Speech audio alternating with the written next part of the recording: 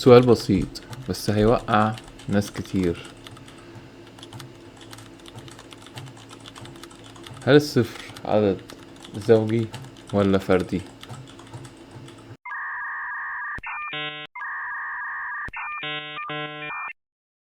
لو قلت ولا ده ولا ده يبقى انت وقعت في الفخ.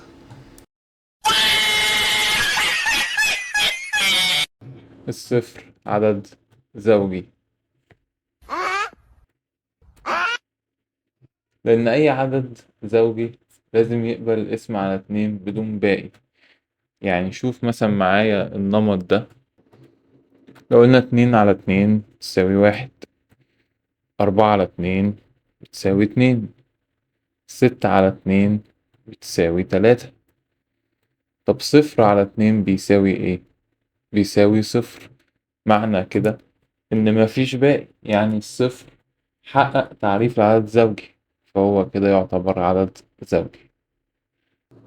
متنساش تعمل لايك وسبسكرايب، لأن كل فيديو تتعلم حاجة جديدة تعلي من ذكائك.